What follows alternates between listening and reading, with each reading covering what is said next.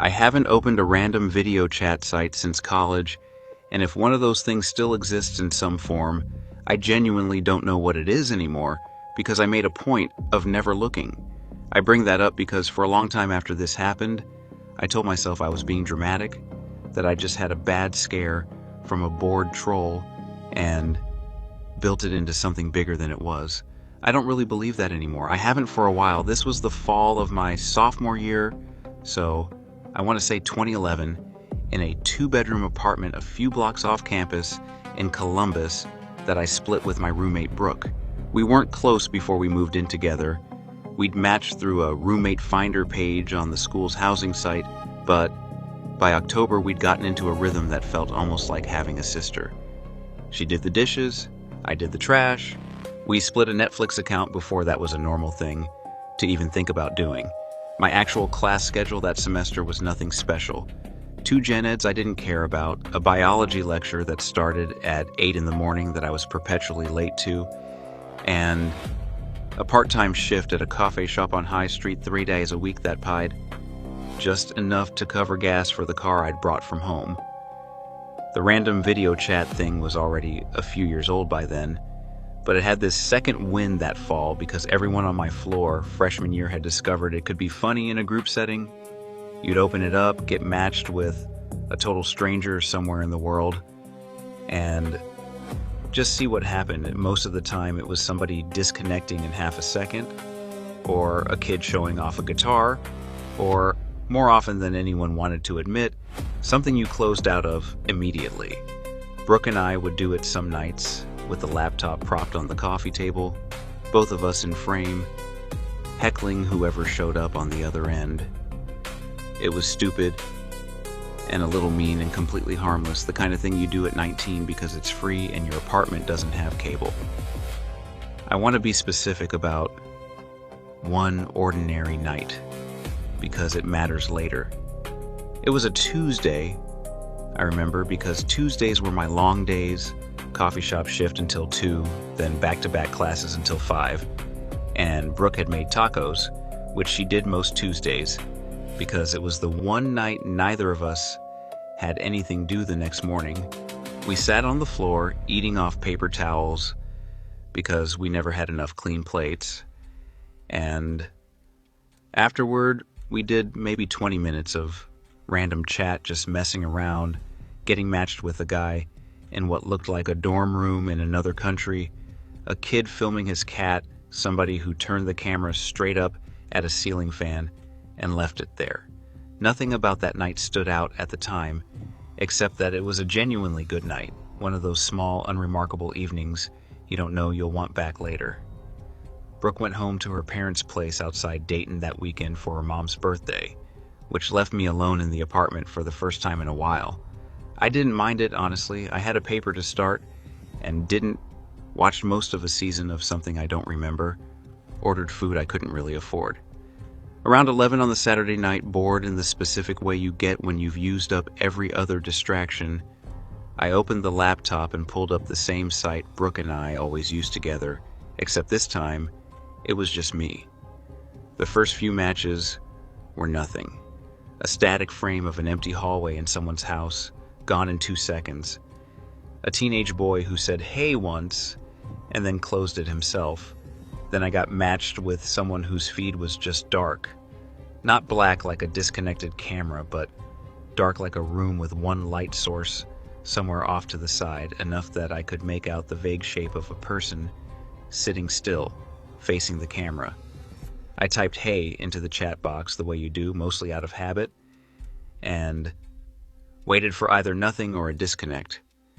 Instead, the shape on the screen moved slightly, leaned a little closer to whatever camera was filming, and a message came back.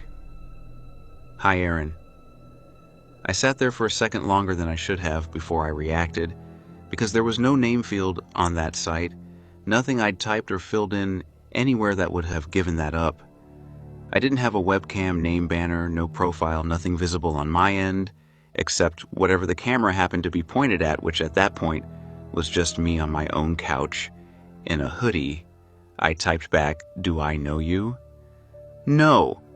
That was it, no elaboration. I remember staring at that single word longer than it deserved, trying to decide if maybe I'd said my name out loud at some point during a different call that night and forgotten, or if Brooke had it on her screen, visible somewhere in the background during one of our earlier sessions together. How connected to that, none of it added up cleanly, but at 19 alone, slightly unsettled, you reach for whatever explanation lets you stop being unsettled, even a bad one.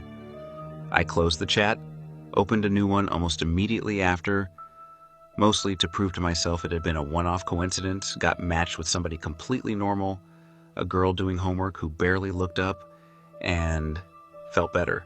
I told myself that was that. It wasn't. About 40 minutes later, scrolling on my phone in bed with the laptop shut on the nightstand, I heard the chime the site made when a call connected, the same little two-note sound I'd heard probably 30 times that night already, except I hadn't reopened the site. The laptop was closed. I want to be honest that for a few seconds I told myself I was wrong about that I must have left a tab open somewhere, and the laptop wasn't actually fully asleep, that there were a dozen boring explanations for a sound I half heard while looking at my phone. I got up anyway, opened the laptop. The site was sitting there, live, camera on, already connected to someone. It was the same dark room, the same vague shape, sitting the same way, like no time had passed for him between then and now, even though I'd closed the entire site in between. You closed it on me? I didn't type anything back that time. I just sat there looking at it, at the stillness of whatever was on the other end, and noticed something I hadn't clocked the first time.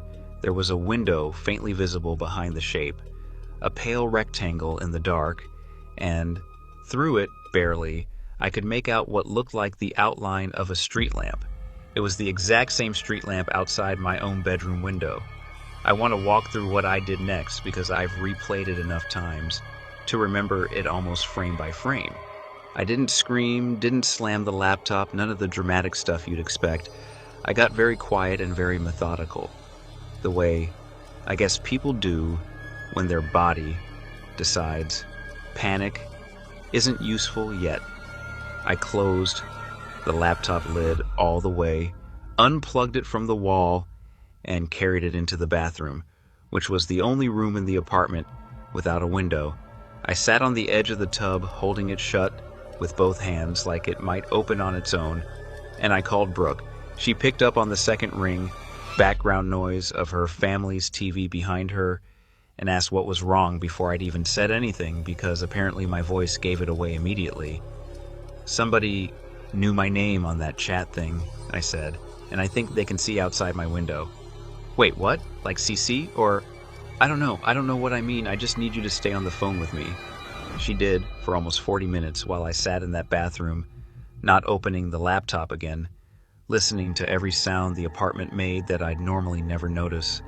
The radiator clicking, a neighbor's door, 2 floors down, a car idling outside longer than felt normal before pulling away.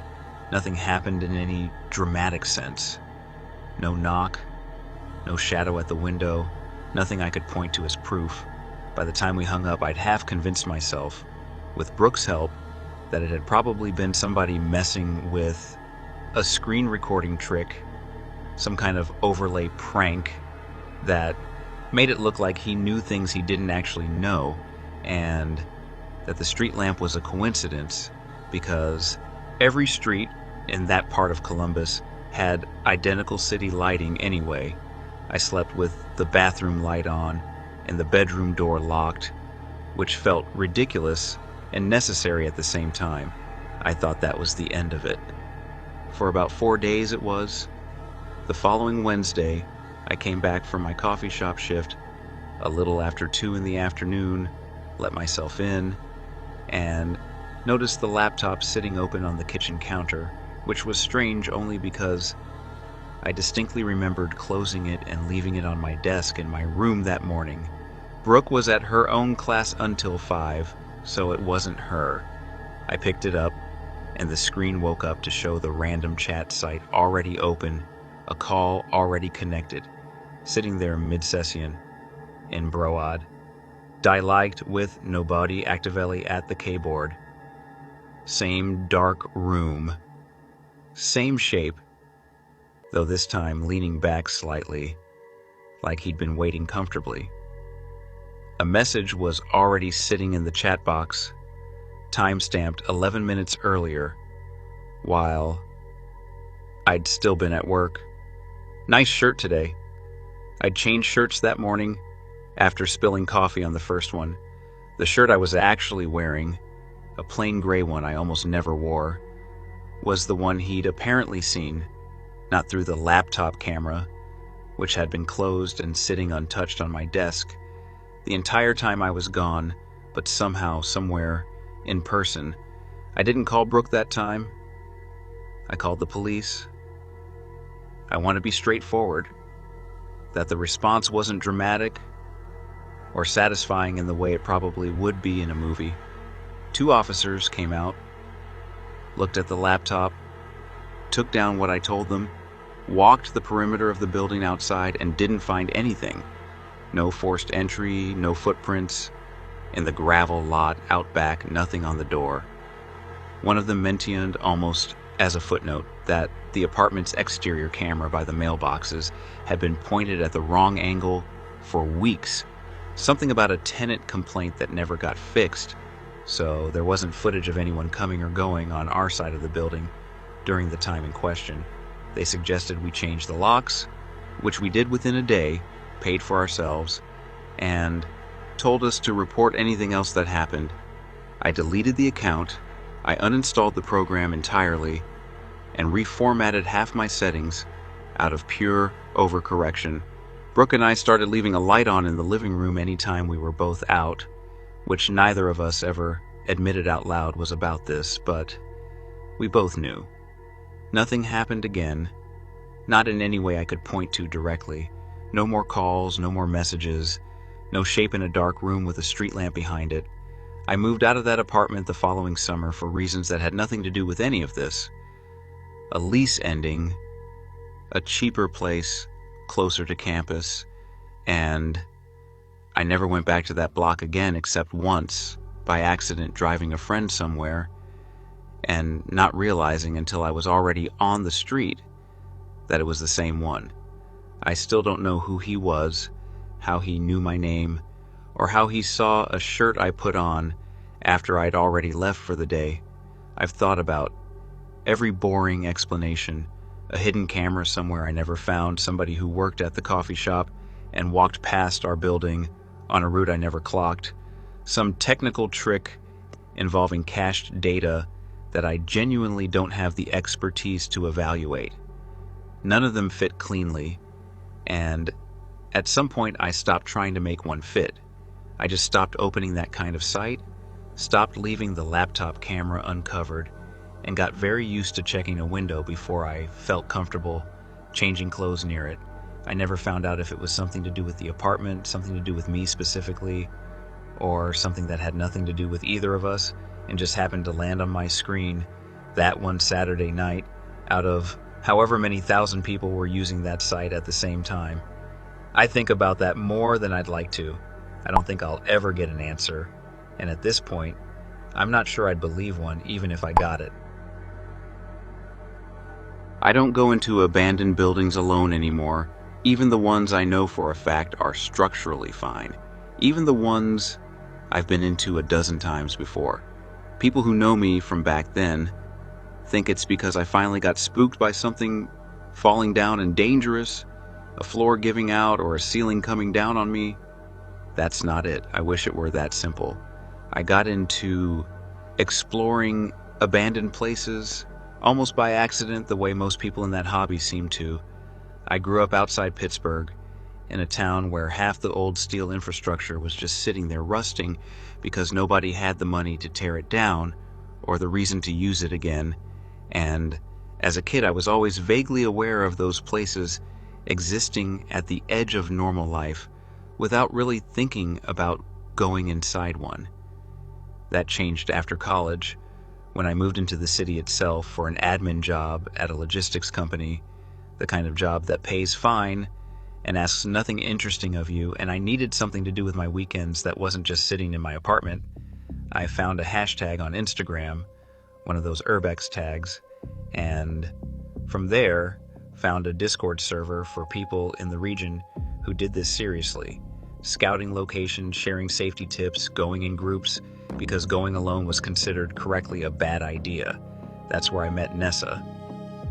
She'd been in the server longer than me, had a real eye for composition that made my photos look amateur by comparison for the first year, and lived close enough that we started meeting up in person within a couple months of talking online, which almost never happened in that community, and most people stayed screen names to each other forever.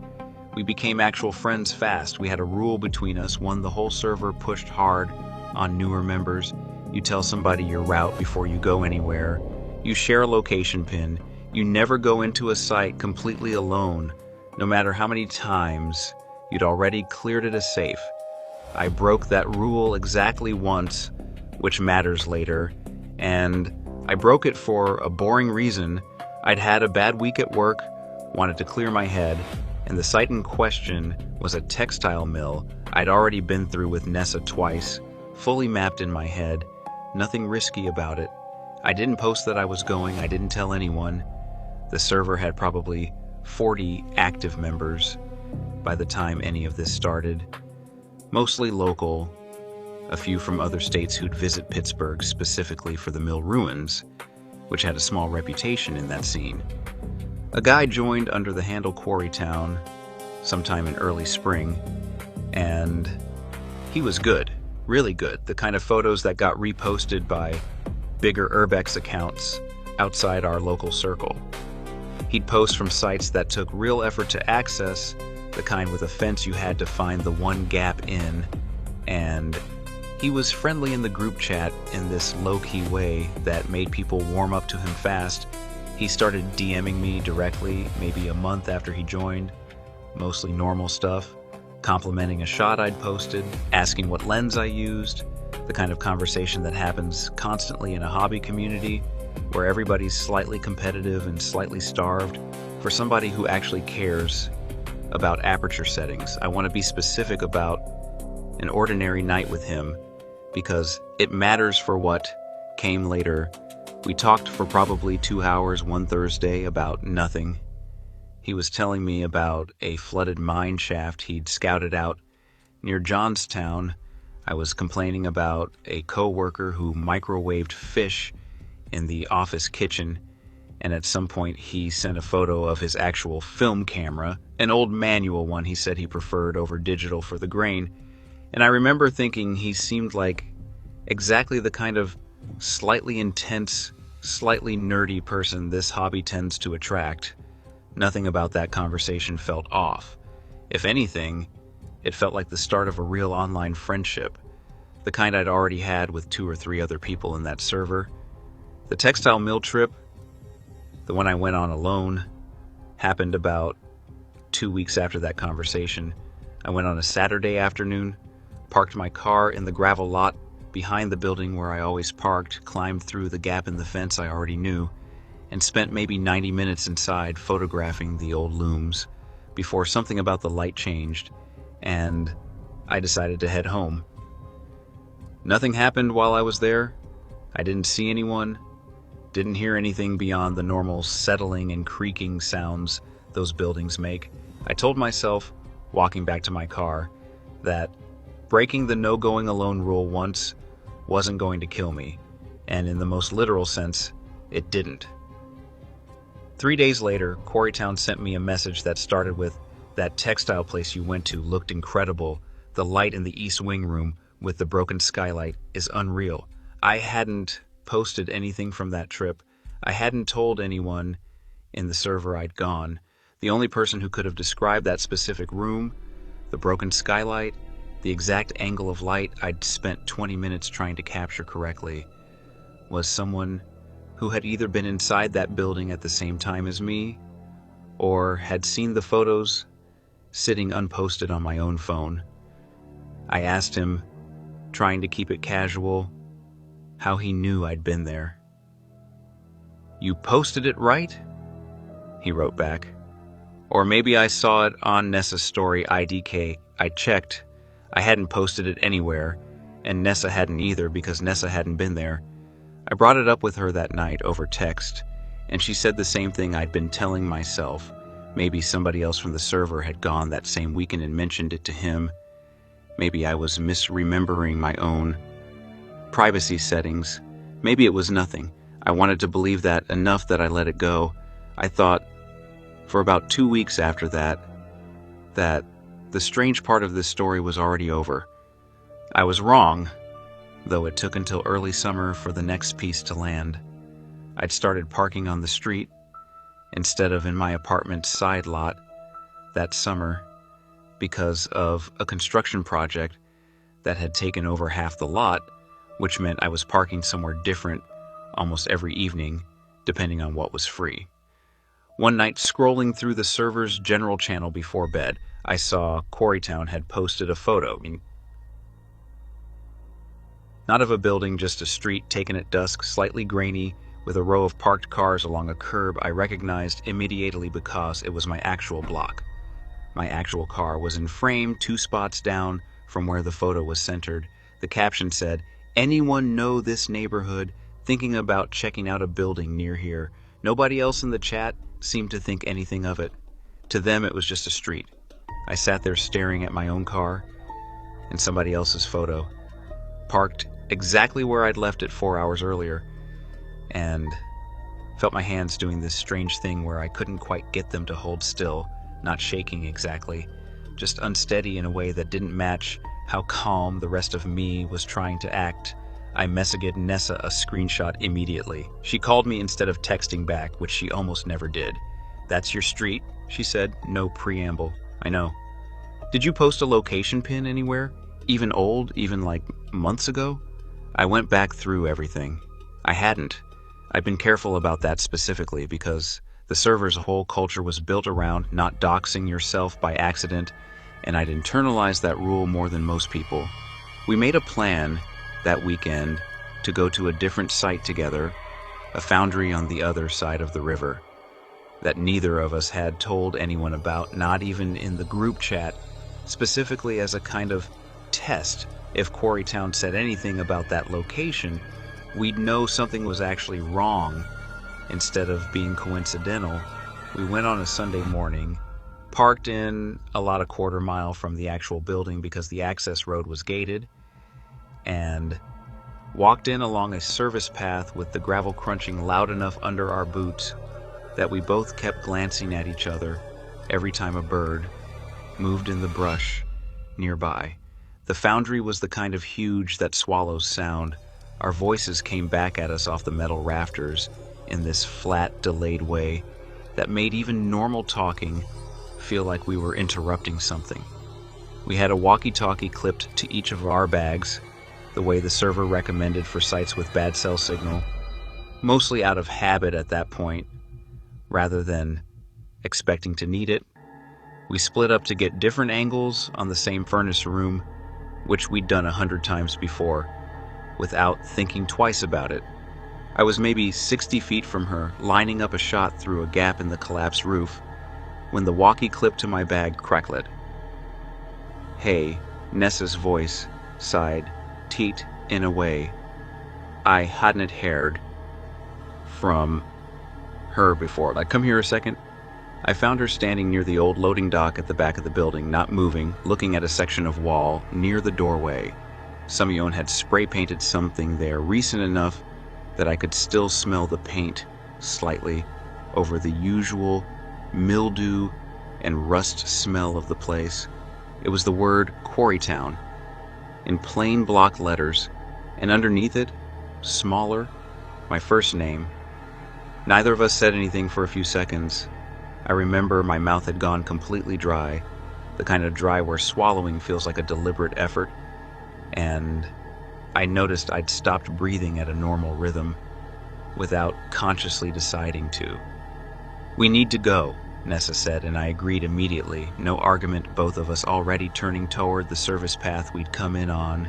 We were maybe halfway back along that path, moving fast but trying not to look like we were running, when I heard it.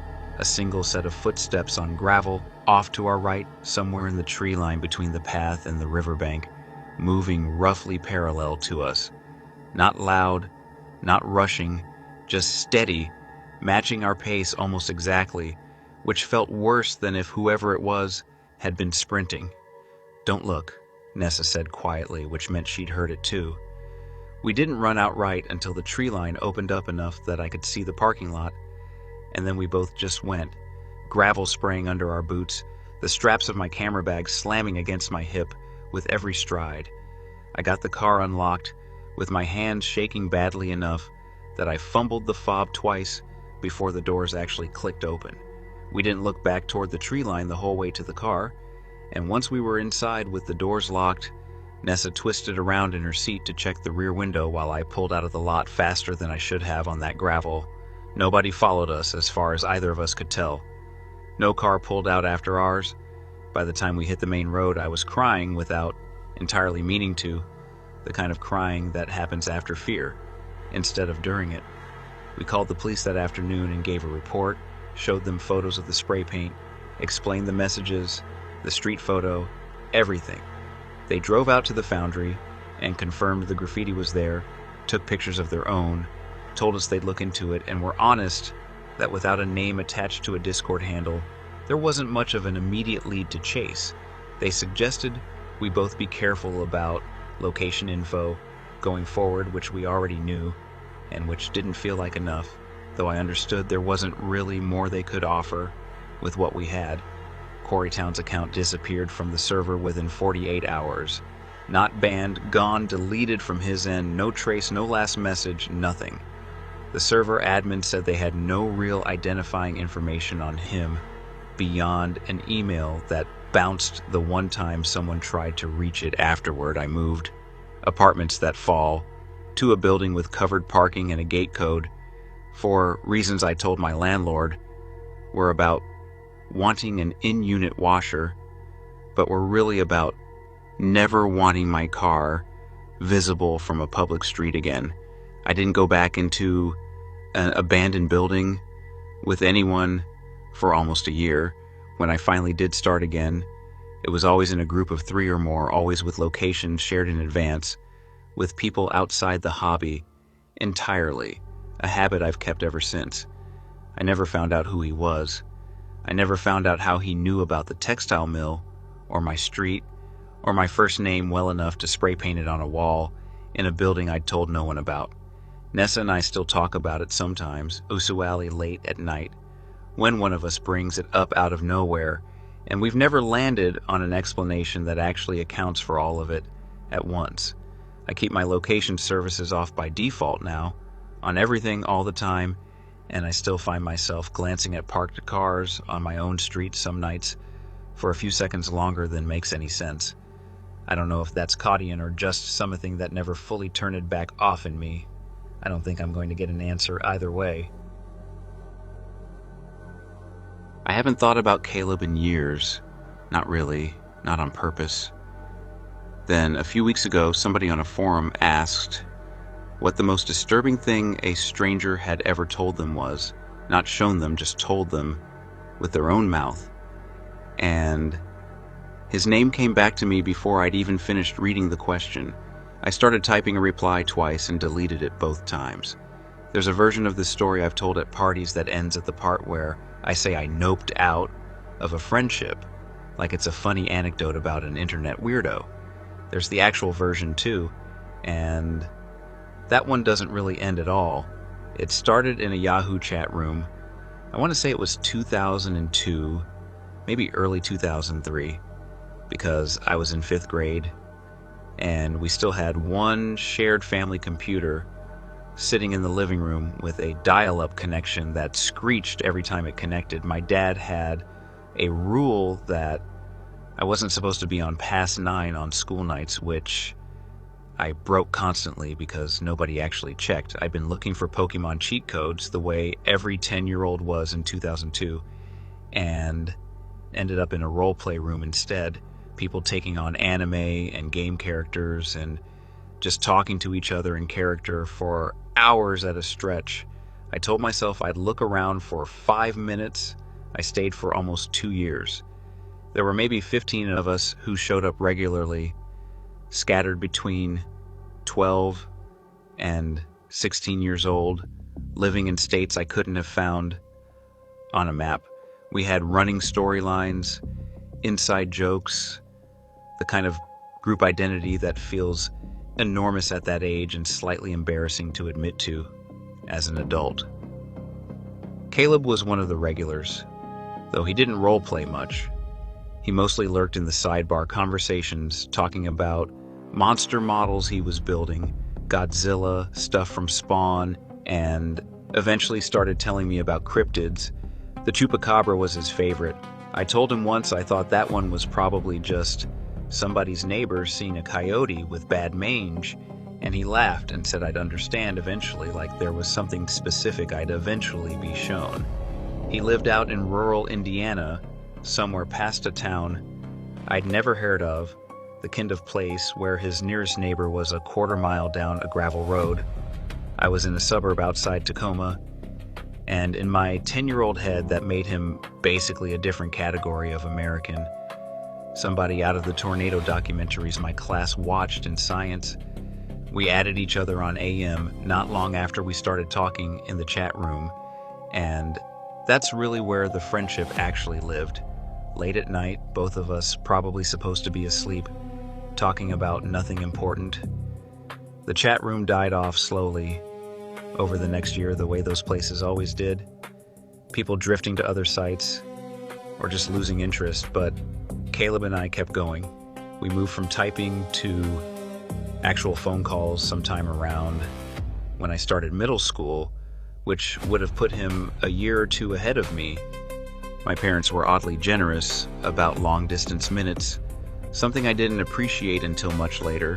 We'd talk for an hour, sometimes two, about almost nothing.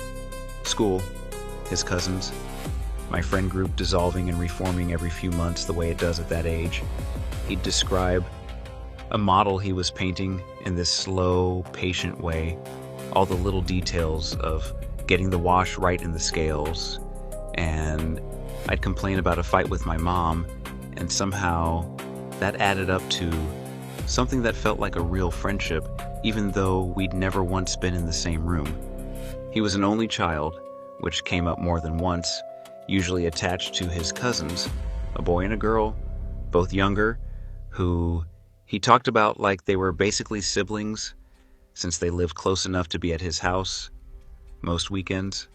There was a dog too, an old hound mix named Biscuit, that he talked about with this unguarded affection that boys his age usually didn't show toward anything. I bring Biscuit up because it matters later, even though at the time it was just one more ordinary detail in a friendship made of ordinary details: homework, a girl he liked at his school, an argument with his mom about chores, the same kind of stuff any two teenagers complain about to each other. I remember one call clearly enough that I could probably still tell you what I was doing while it happened. Sitting on my bedroom floor with the phone cord stretched under the door, because the base station was in the hallway, sorting through a shoebox of those McDonald's toy figures I was embarrassed to admit I still had. Caleb was telling me about a chupacabra sighting some guy 2 counties over had posted on a forum, going through it almost scientifically, what the tracks looked like, what the gooey's dog did when it happened, whether the timeline even made sense. He got excited about that stuff in a way that made me like him more, honestly, even when I told him I thought it was probably somebody's dog with mange again. He laughed and said, "You always say that," and we argued about it for 20 minutes like it actually mattered. It's a stupid, ordinary memory, and it's one of the ones I still have the clearest. Probably because nothing about it warned me what was coming a year or two later. Looking back, there were small things I didn't think much of at the time. He'd disappear for a week or two without explanation and come back sounding tired in a way that didn't match. I was just busy. I remember one specific call where he picked up and just said, "Hey," in this flat voice, and when I asked what was wrong, he said he hadn't been sleeping right, kept having dreams he didn't want to get into. I let it go because that's what you do at 14. You don't interrogate your friends, you let the conversation move wherever it wants to move. Another time he mentioned his mom had been weird with him for a few days and wouldn't say why, and when I pushed even a little, he just changed the subject so fast it was obvious he wanted to. I didn't push twice. This was about 4 years into the friendship, so I would have been around 14, which put him at 15 or 16. We were on the phone on a Sunday night. I remember it was a Sunday because I had homework I hadn't started and kept meaning to bring it up and not doing it. And about 20 minutes into the call, he went quiet in a way that wasn't normal for him. Caleb filled silences usually. He was a talker. This silence had weight to it, the kind where you can hear someone breathing and know they're deciding something. "You still there?" I asked. "Yeah," he said. "I'm here. You sound weird." There was a pause long enough that I almost filled it myself.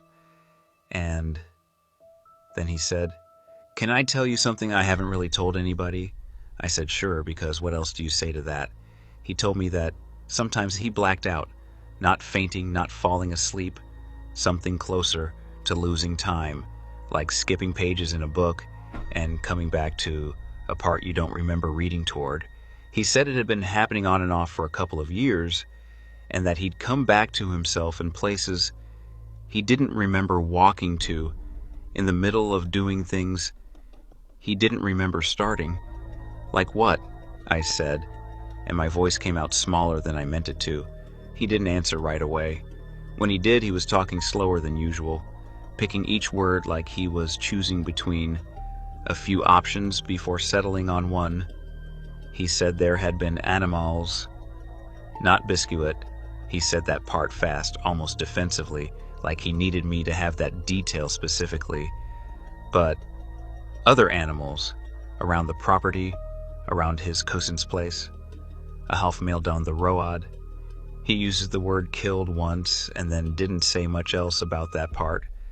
Then he mentioned his cousins. "I don't," he started and stopped. I heard him breathe in. "There's stuff with them too. I don't remember it right, I swear I don't, but I know something happened because of how everyone looked at me after." I didn't ask him to be more specific, and he didn't offer to be. I think we both understood, without saying it out loud, that there was a line in that conversation neither of us wanted to cross by asking the obvious next question. I've gone back and forth for years on whether that was me protecting him or protecting myself, and I've never landed anywhere solid.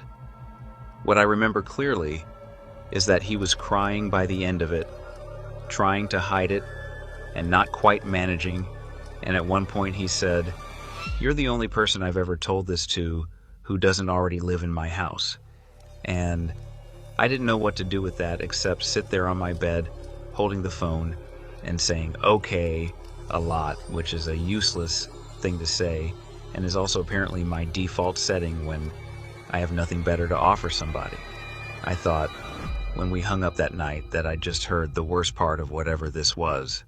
I was wrong, though it took a few more calls before I found out how wrong. It came out gradually over the next month, in pieces, the way things do when somebody's working up the nerve to get all the way through a story.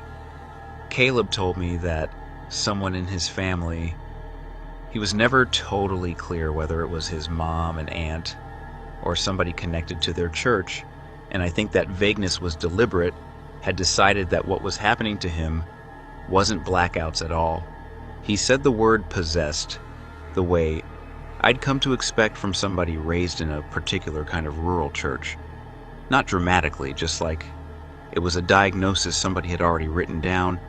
He said there'd been talk for a while before anyone did anything about it, people praying over him at the dinner table, a pastor stopping by a few times to just talk, which Caleb said felt less like a conversation and more like somebody taking notes. And then one night, he told me they decided talking wasn't enough anymore. He described what happened almost a week after it actually happened, on a call where his voice kept catching in a way I hadn't heard from him before. I want to be upfront that I have no way of knowing how much of what he told me was exactly accurate and how much was a 15-year-old processing something traumatic through the only framework his family had handed him. I'm only telling you what he said the way he said it. He told me it happened at night on purpose in his bedroom with the lights off and candles set up around the room instead, which somebody apparently thought would keep things calm. There were 4 or 5 people there, his parents, an aunt, and at least one person from the church he didn't know well. They tied his wrist to the headboard because, in his words, nobody knew how the demon was supposed to react once it understood what was happening to it. His voice changed when he got to that part. He'd been talking steadily up until then, almost reciting it, and then it started breaking apart the way a voice does, right before crying, except he didn't cry this time. He just kept going in this flat, careful tone, like raising his voice might disturb something that was still listening. He described prayers, repeated for what felt to him like hours, hands on his forehead and his chest, candle wax dripping somewhere nearby that he could smell more than see. He said somebody's voice would rise for a stretch and then drop back to almost a whisper over and over. And at some point he stopped being able to tell how many people were actually talking at once. He said at some point he lost his normal sense of time the way he did during the blackouts, except this time he stayed aware through the whole thing, which he said was somehow worse than not remembering at all. He remembered the room getting colder. He admitted that could have just been his own fear doing that to him. And I remember appreciating, even in the middle of being unsettled, that he stopped to second guess himself like that. And then he told me the part I still think about more than anything else in this entire story. He said near the end, everyone in the room heard something hit the floor. Not him, something separate, off to the side of the bed with a weight and a sound that didn't match anything that should have been in that room. And then, in the dark, before anybody moved to turn a light on, they all heard something scrabble across the wood floor, low and fast, and go out through the open bedroom door into the hallway. When they finally got the lights on, he said, there were marks on the floor. Scratches gouged into the wood in a line running from the side of the bed to the doorway like something with claws had dragged itself across the room in a hurry to get out.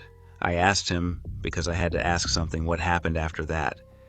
They untied me, he said. Everybody just kind of stood there for a while. Nobody really talked about it that night. We still don't talk about it. He told me with total seriousness that it worked.